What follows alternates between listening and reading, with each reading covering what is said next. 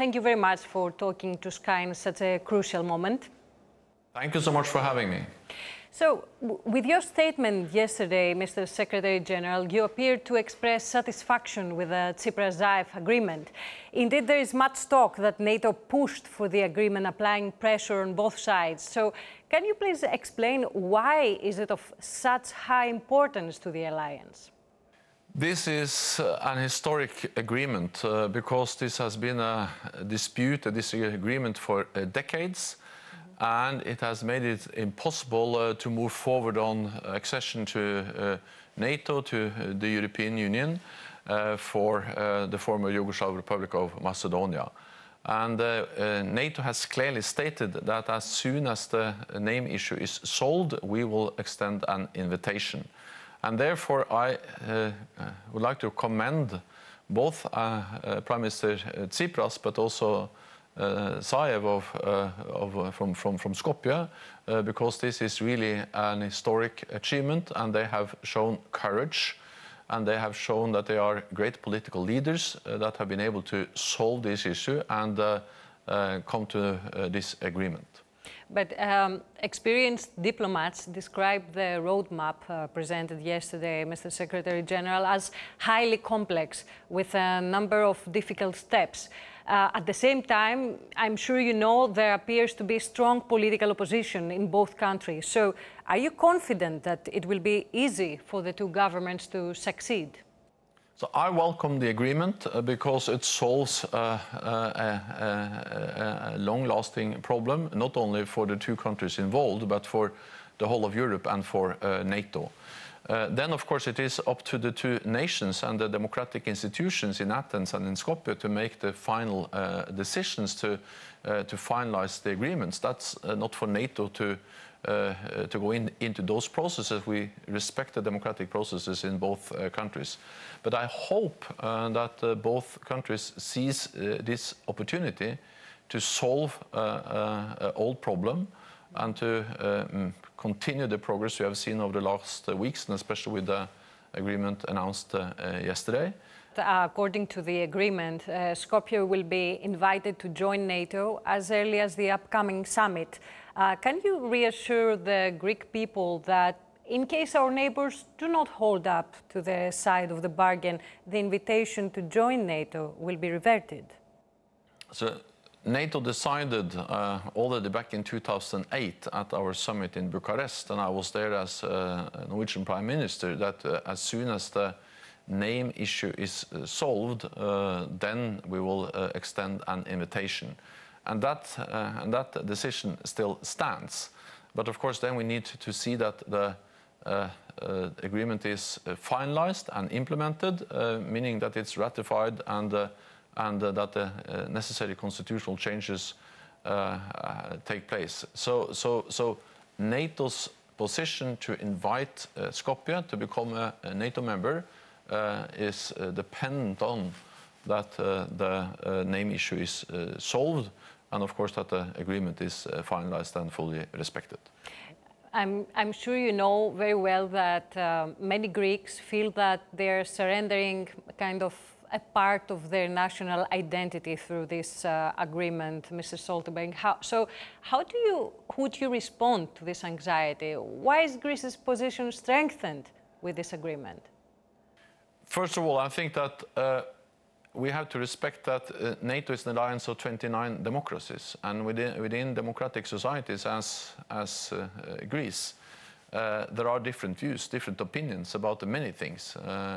And that's part of being a democratic society. But at the same time, and it's not for me as Secretary General to go into those domestic political debates, what I can do is that I can welcome the fact that the governments in two countries have been able to find a solution, to reach an agreement, solving a problem which has been there for decades and which has impeded progress on Euro-Atlantic integration, on cooperation between neighbors in the region. And I just hope that both Skopje and Athens fully can finalize these agreements and implement them, because that will really help us all to make sure that we can work together strengthening regional cooperation and also strengthening the partnership within the NATO alliance.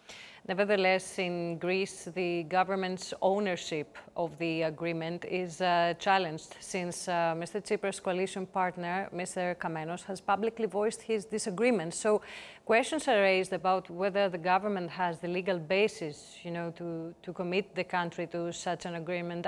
Are you concerned about this?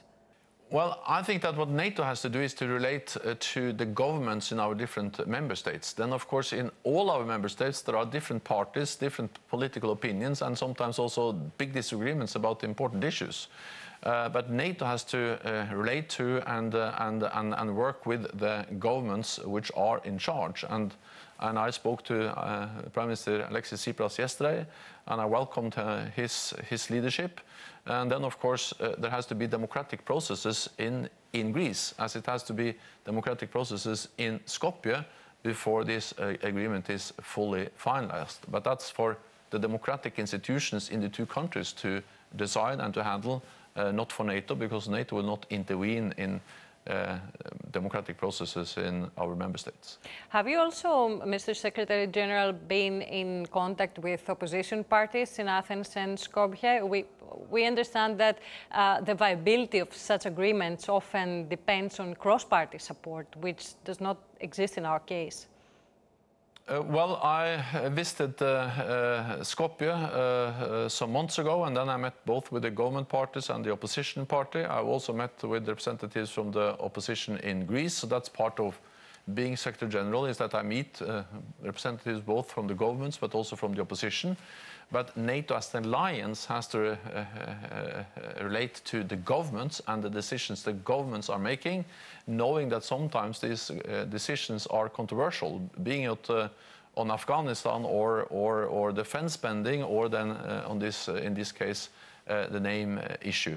But I strongly hope that the people in both Greece but also in the former Yugoslav Republic of Macedonia sees this historic opportunity and see that this is a unique opportunity to solve a problem which has been there for a long, long, long time. Mm-hmm.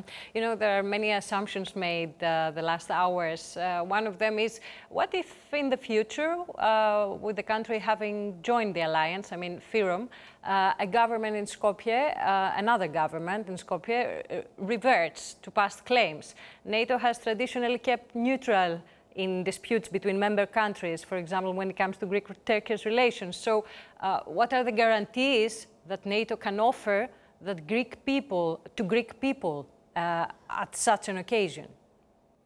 Well, I think it's not for me to comment on the specifics of the agreement, because I think that's the best thing is that the two prime ministers comment on that. But it's well known that part of the agreement is that it has to be a constitutional change, or a change of the constitution to recognize the new name of the former Yugoslav Republic of Macedonia. So the proposal North Macedonia is based on that it has to be a change in the constitution. And I think that provides a very strong bulwark against any changes, since this new name is going to be part of the constitution. Negotiations, Mr. Secretary General, on the name issue have been ongoing for decades under the auspices of the United Nations, and with NATO, of course, playing a critical role since the summit decision in Bucharest. To what extent is this a new agreement? I mean, would you note substantial differences between today's agreement and the negotiations at that time? Well, the big new thing now is that there is an agreement agreeing on the name issue and related issues to how to implement that between the two governments of the two countries. That was exactly what we didn't have back in 2008 when we made a decision at the summit in Bucharest, and that's what we have now. Having said that, we all recognize that two governments have agreed. That's a great step forward. That's very important. That's an historic moment. But to finalize the agreements, they have to go through democratic processes, both in Skopje and in Athens. The agreement is expected to be signed in Prespes, maybe over the weekend. Will you be present, Mr. Stoltenberg? As far as I know, this is a ceremony for the two governments, so I don't have any plans for that. But my main message is that I congratulate the governments, the two prime ministers, for their courage, for their leadership, and I really hope that this can be the final solution to a name dispute which has created problems for many decades. So therefore I welcome the agreement.